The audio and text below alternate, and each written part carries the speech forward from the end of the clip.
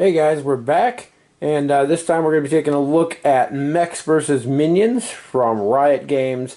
I teased this one a little while back because I did an unboxing video of it, and then been playing it ever since. Absolutely love the game.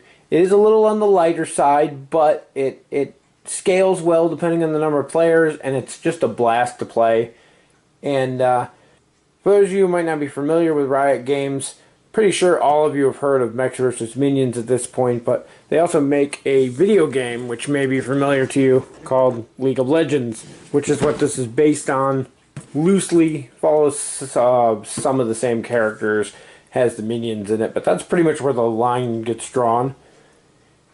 Anyway, we're going to open up, take a look at everything in here. I'm not going to do a full overview of all the components like I normally do. If you want to see that, you can check out the unboxing video, which is down in the description. And we'll get right in and take a look. So first off, this box is absolutely huge. I don't know if I can get this off while it's still on camera here. I'll try. There we go. So the first thing you're going to notice, and I mentioned this in the unboxing video too, is these amazing trays.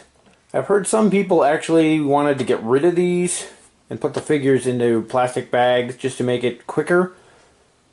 I guess if you're trying to get more space in the box, that'll work. I don't see where it's going to make it any quicker though. The one thing I love about these trays is that the slots in them will actually fit any of the minions in any of the poses. They come in like 3 or 4 different poses.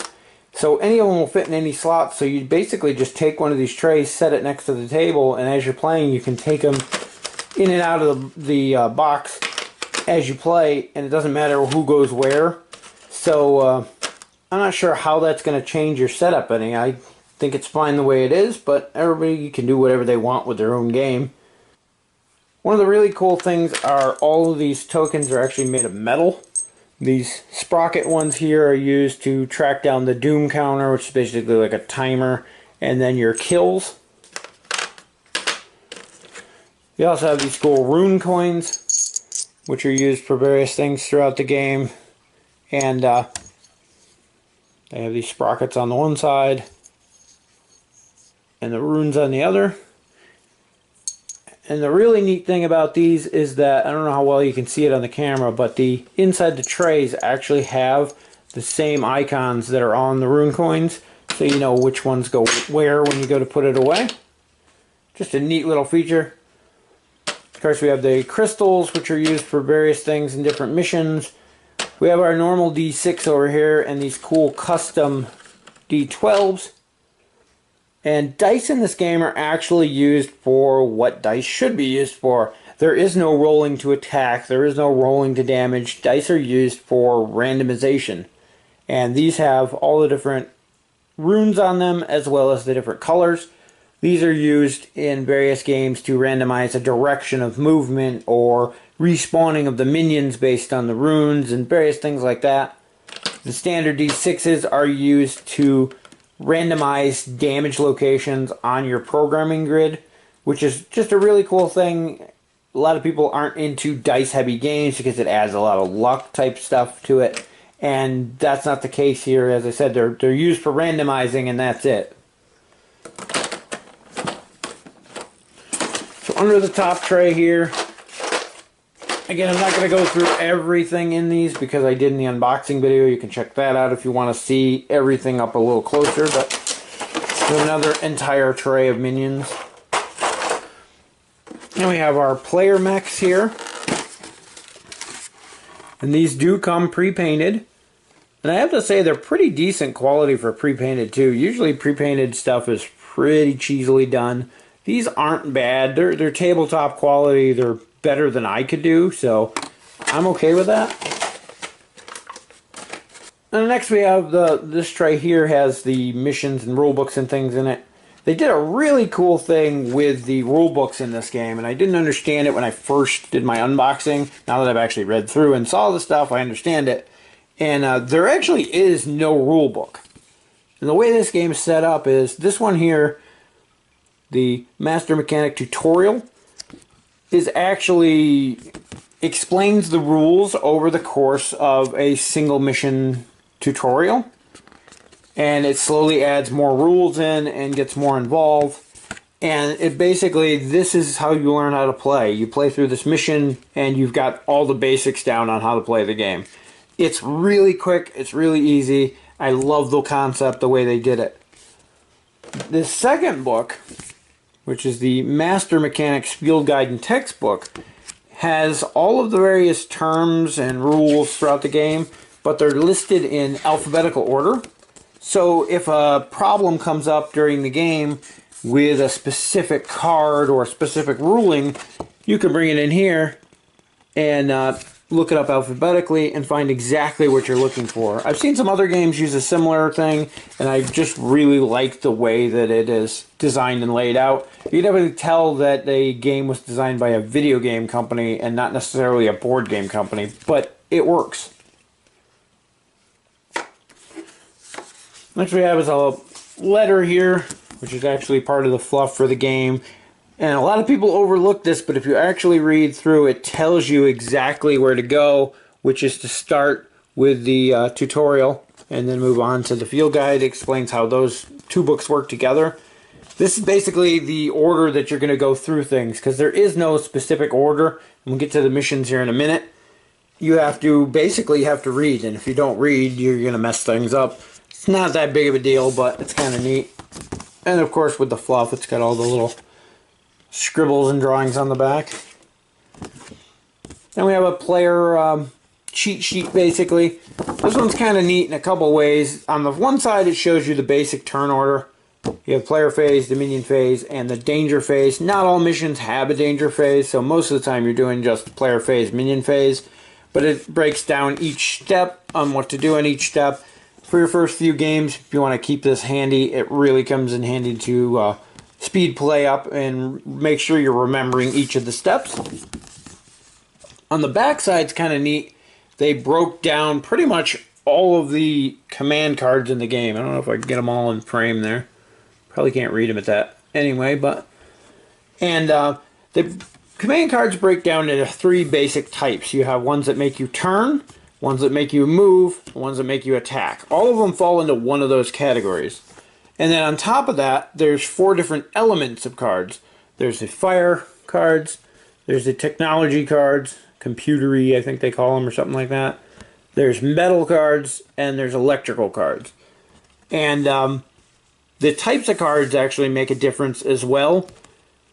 And as you're playing your cards, it's too hard to make out on these. I'll show it on the actual cards later, but every card has a 1, a 2, and a 3. And when you program these cards into your command line, if you only have 1 of a type laying there, you do whatever the command line 1 is. If there's 2, you stagger them so you can see the emblems on the top, and you know there's 2, and then you're going to do whatever 2 is. And so by using those, you can mix and match and program to do really cool things. Turns, basically, a single card lets you turn 90 degrees. 2 cards let you turn 90 or 180. 3 cards let you turn to face any direction you want. Movement cards vary. It's usually the amount of spaces you can move. And then the attack cards, their range or power, or how many targets they can affect, gets greater the more cards you have. So this next tray here has our missions in it. And they come in these really cool envelopes. Kind of reminds me of like a legacy game, but there's nothing in here that permanently changes, so it's not a legacy game. It just feels like it because these come in these sealed envelopes. This one here is actually the very first one. I'm not going to give any spoilers away. I am going to open this envelope though, because like I said, it's the very first mission you do, so everybody's going to see this at some point. It's not going to give anything away that's a secret. So inside those envelopes, and these are sealed. I had to cut the top off here to open it. They are nice and sealed. And once you open them, you have these little folders in there. And I'm debating whether to keep these folders or to put things back in the envelopes. I've been putting them back in the envelopes, but like the corners are starting to split. I don't think they were meant to be hung around once they were opened. But these are cool enough on their own. Every one of the missions in the game comes with one of these. Has a folder that basically tells you everything you need to know to play that mission. There's a little bit of fluff story on the first page. As I said, I don't really want to go through and show anything because some people are really into figuring this stuff out as they go along. But your first page is like a fluff story, then it tells you how to set up the map, and then it goes through a couple pages of special rules and things. Now each one of those missions also comes with, these are mentioned in the rules, and it's the very first mission, so again, I'm not trying to spoil anything here, but the missions come with these schematic cards. Like I said, most people know about them, they're not a secret. These are going to add new abilities and basically customize your mechs to be more unique. And on the back they have these numbers here. That's the number that your kill counters need to be up to, or the team kill counter, in order to activate these. Once they're activated, they're going to flip over, and you're going to get some cool new ability that can be used on your mech. Makes it more unique and different. There's a couple different kinds of these. Of course, all these, there's only two kinds here. The ones with the trash can icon here are discarded after use. Means they're a one use, then they're gone. Ones with the computer disk icon here are actually permanent, and they're going to stay in play for the rest of the round once they're activated. And then there is another kind that uses a slot icon, and those actually take up a slot on your command line and give you a cool new ability. Throughout the course of the missions, you're going to get a pile of these for each of the characters, and they have the name of the ability on top and the character's image, so you know who they belong to. As you unlock more and more of these schematics, you eventually get to a point where you're allowed to bring two of them with you on each mission, and you have to basically pick and choose what you want based on the mission and what you think you're going to be needing. Does add a really cool little aspect of the game, make the mechs feel more unique, and give you some decision making later on. So as for the rest of the missions, as I said, I'm not going to show them, I'm not going to spoil stuff for people, but there are 11 envelopes in total, and I kind of messed this up in my unboxing because I didn't realize at the time. There's only 10 of the missions. After the 10 missions, there's this 11th envelope which says Get Wrecked.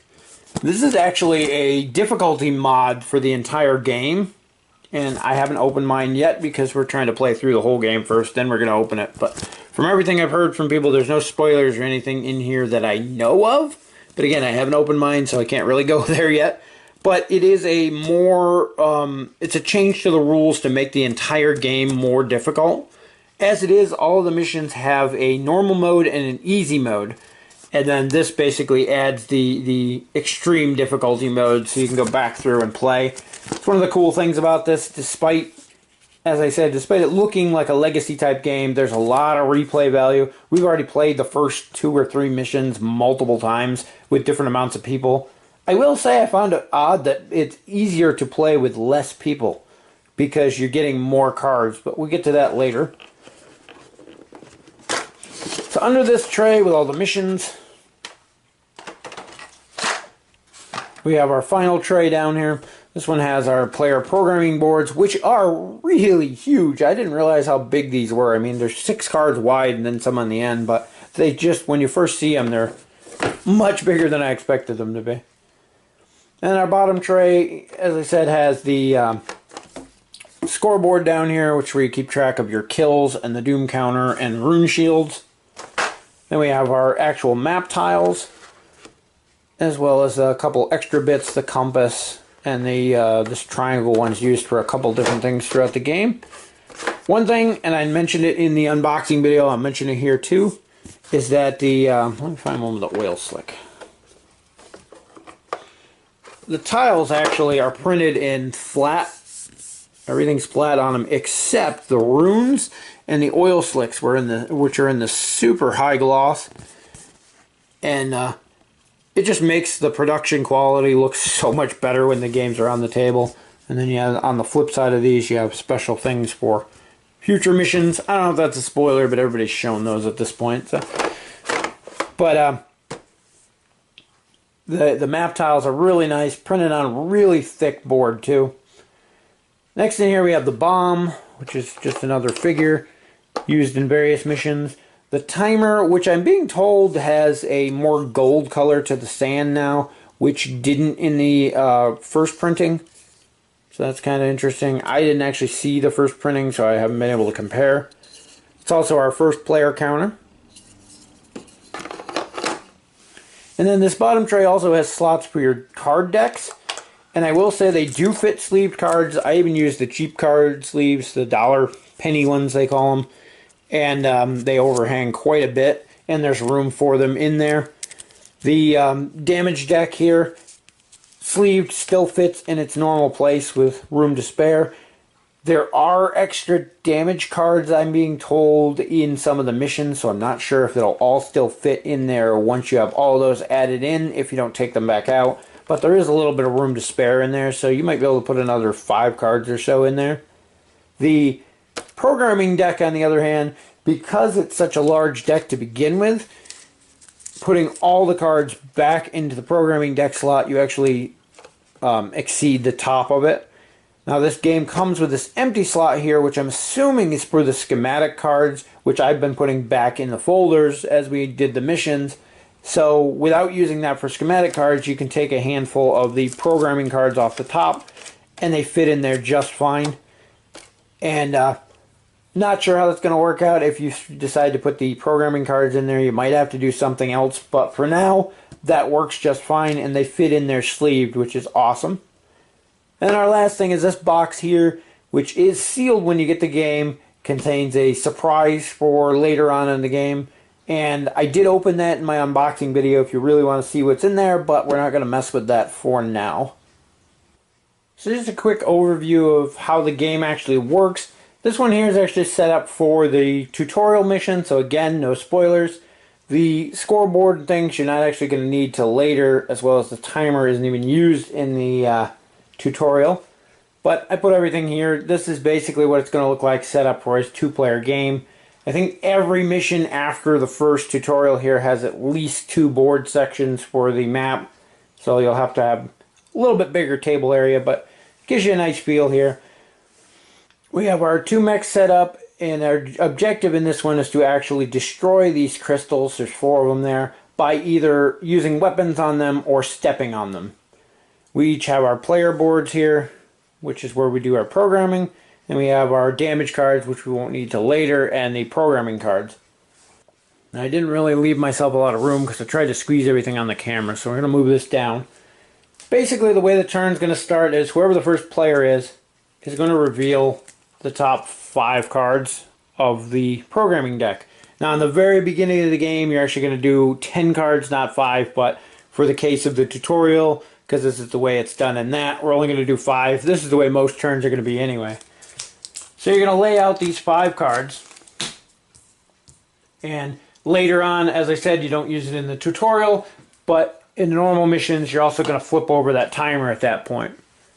Now you're going to take turns with the first player first, choosing one of these cards that you want for your mech.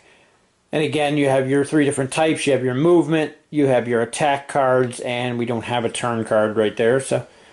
But you're going to choose the one you want. This is the point where you can talk with your teammates. Usually you want to do this ahead of time so you're not burning the timer as we're doing right now.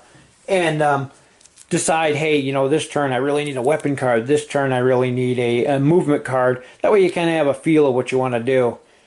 So I'm going to take that. Our other player is going to take that one. Now, in a normal game, the way it works is you go on the draft until 4 cards have been selected. So if you're playing with 4 players, everybody's going to get 1 card. Being that we only have this game set up for 2 players, each player is going to get 2 cards. Now, if you have 3 players, the first player is going to end up with 2 cards. Everybody else is only going to end up with 1. It's kind of confusing at first, but basically you're drawing until 4 cards have been drawn, and that's it. On a normal game with the double draft, as I was saying, when you put 10 cards out on the first turn, everybody gets to draw 2 cards out of there, regardless of the number of players. So keep that in mind. It kind of changes things a little. But for the most part, you're going to be taking 1 card, 2 if you're playing a 2-player game. And once 4 cards have been drawn, so I'm going to take... I need an attack card because I already have a movement. He's going to take a movement because he already has an attack. The last card would get discarded.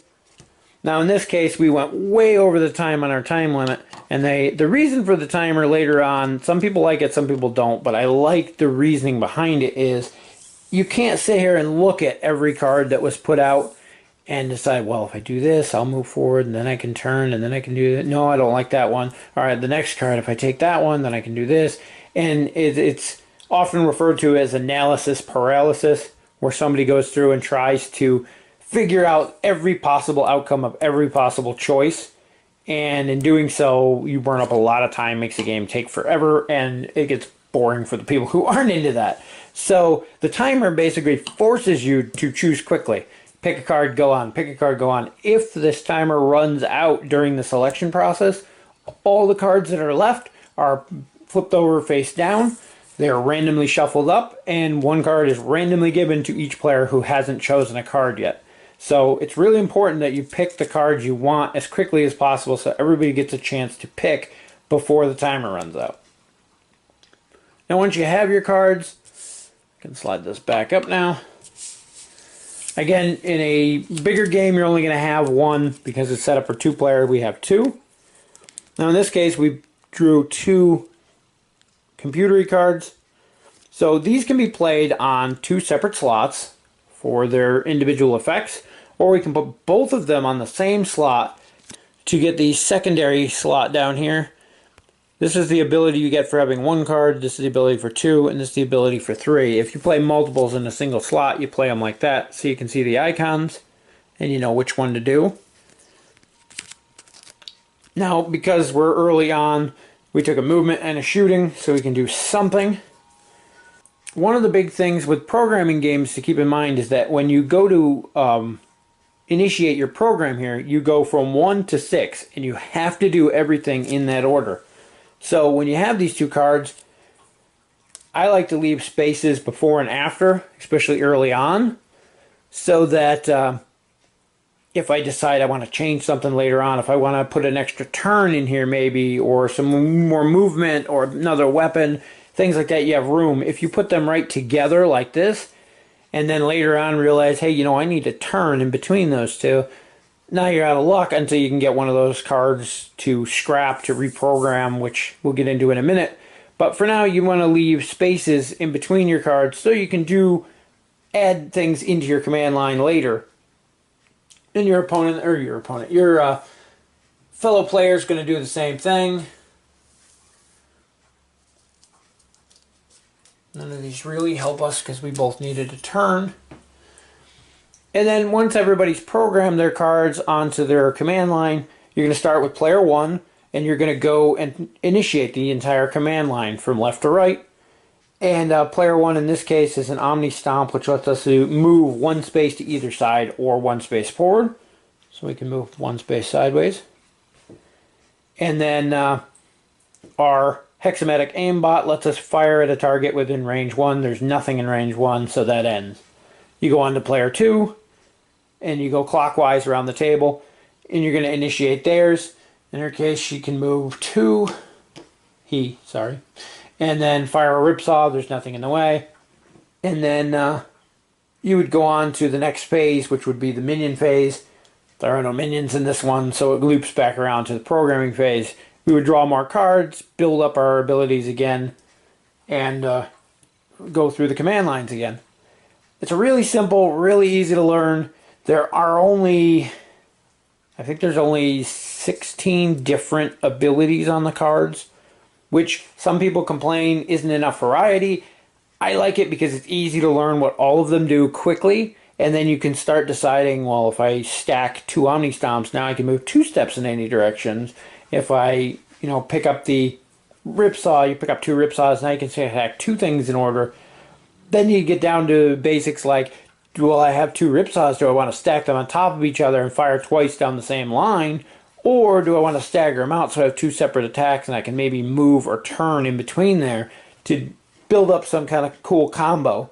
And these will build and evolve as the game goes on. Now, I didn't go through a full game, like I said, just trying to give you the quick basics. Eventually, you're going to get minions on the board. And minions are cheap little expendable guys They die at the slightest thing. You can step on them. You can kill them with any of your weapons. They only take 1 point of damage to kill. And if they end a turn next to your mech, so adjacent in one of the 4 squares, diagonal doesn't count, they're going to do damage to you. And by damage, for every one of them that's next to you, you're going to take one of these damage cards. So you're going to take your damage card, and in this, there's 2 different types of damage cards. Again, these card sleeves make things fuzzy, but you have the one of the icon going into the trash can, and then there's the one of the slotted icon. They both function basically the same.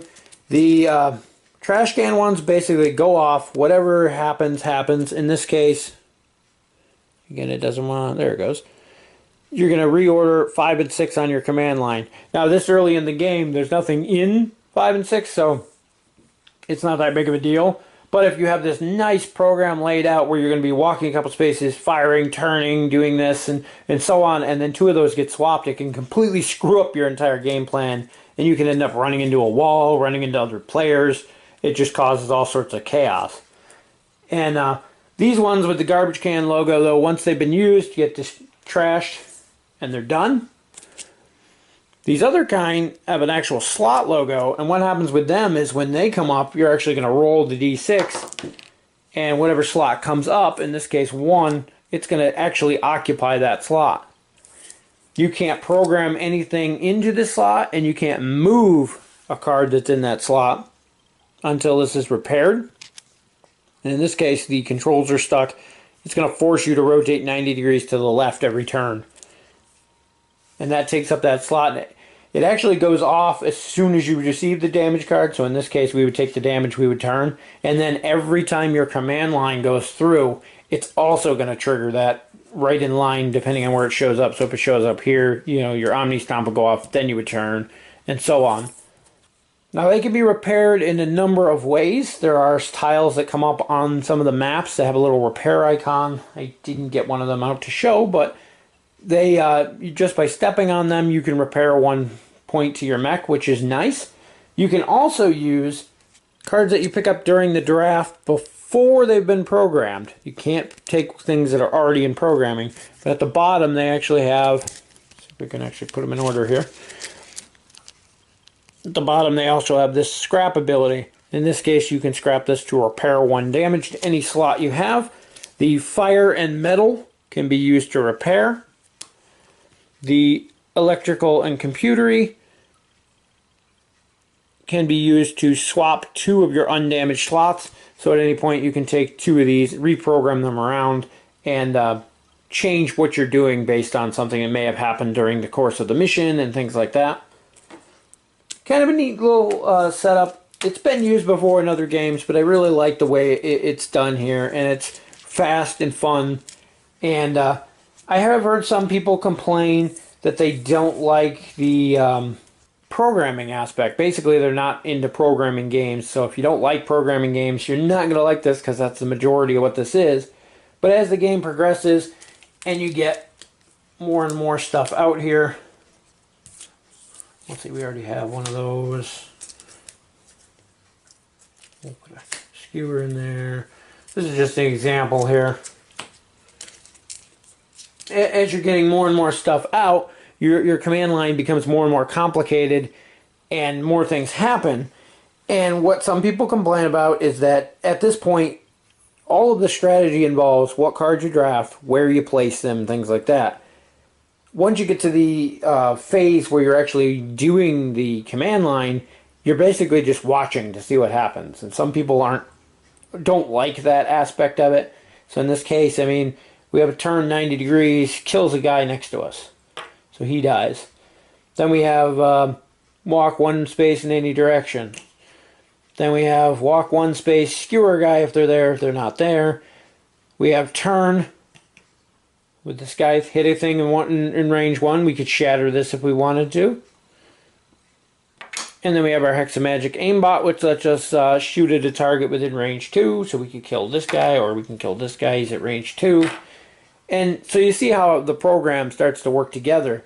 But I admit it's the people are right in that aspect. Once you get to that phase and you're going through there, you're just watching what happens. And if you take damage and it makes things screw up, but it's all about how you program it, and that's where the strategy part of the game is. You could also have to worry about running into your teammates. You could push somebody a space like that. Now their whole plan could be screwed up because they had it all laid out to do exactly what they needed, and now they're a space off. So there's things like that you have to keep in mind.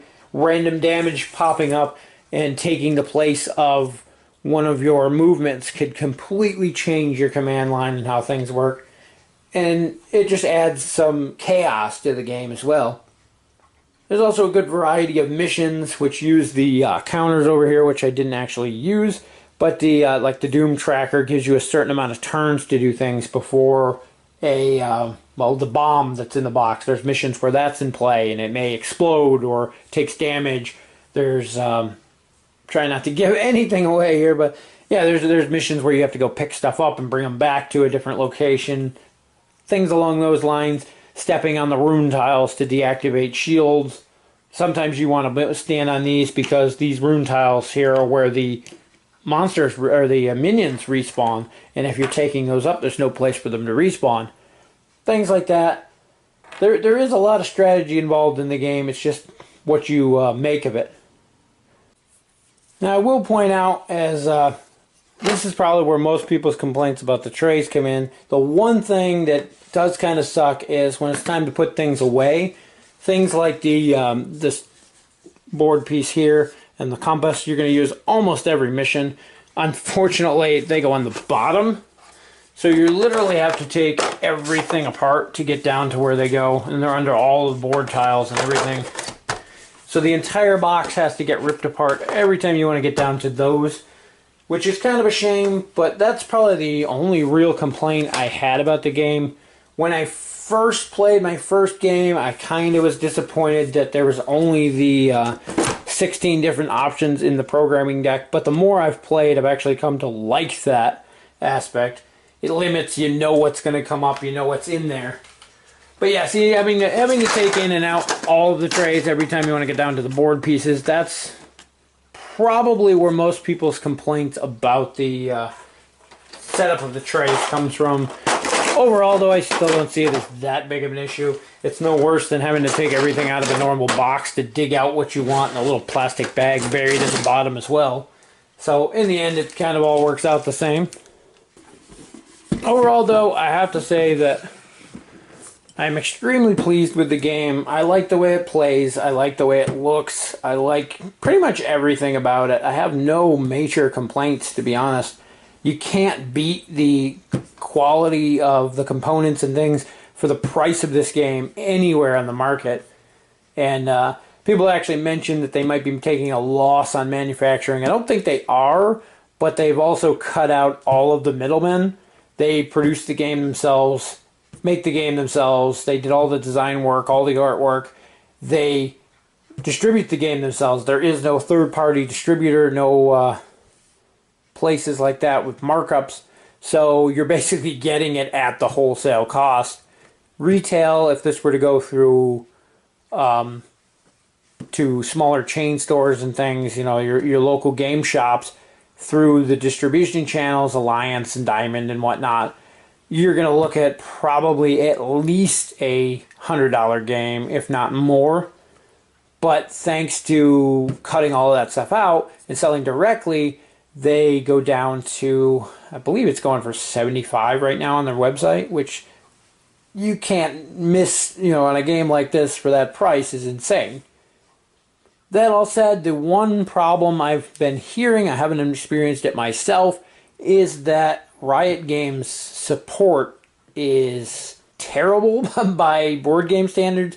They are a software company. They're used to dealing with video games, and the way things work with video games is a lot different than they work with board games.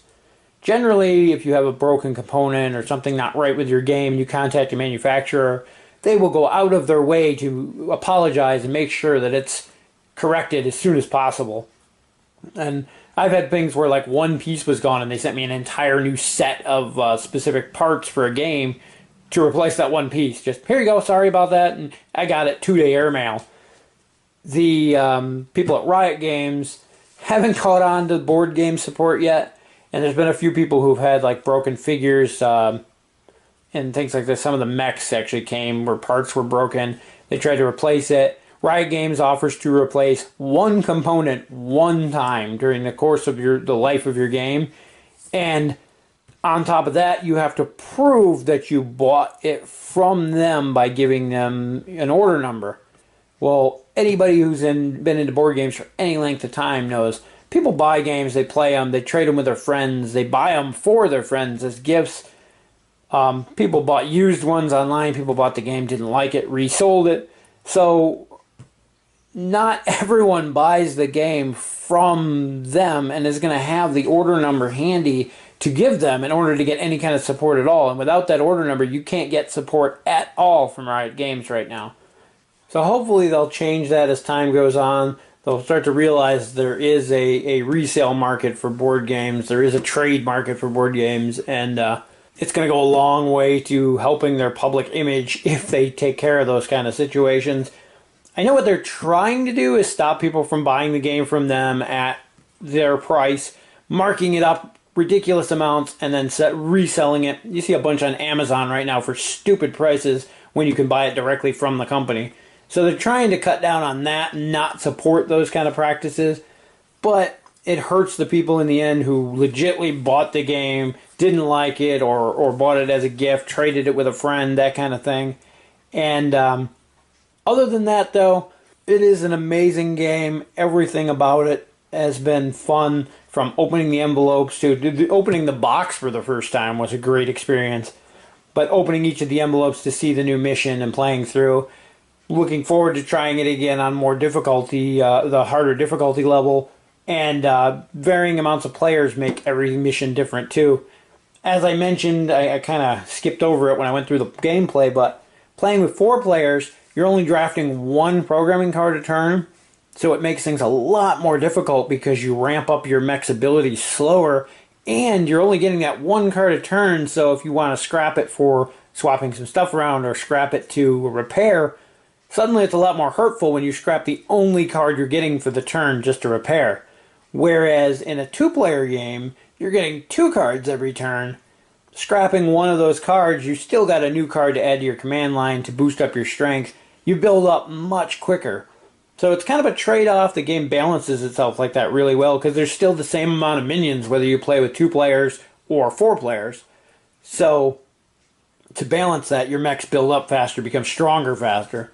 So that's a cool aspect too. So playing through with different amounts of players also adds a little bit more variety. And the fact that the programming cards are done through the random draft, every time you play the same mission it's going to be slightly different because the chances of you getting the exact same cards every time are slim to none, not to mention the randomness that the minion movement adds in, as well as the other aspects of whatever mission you're playing on, and the damage cards. So, lots of variety. Definitely a fun game. If you're into programming games, if you just want something fast and fun to play with a small group, definitely give this a look. And it's already in my probably top, I originally was going to say 10, but I'd say it's in my top 5 games right now, which is kind of a impressive feat for a game that I've only had for less than a month. So take that how you want it, but I definitely enjoy the game, and my kids love it too. And they're not young kids either, they're older. And we all have a blast playing it. So anyway, that's going to wrap it up for Mechs vs. Minions. Thanks for watching, and we'll see you in the next video.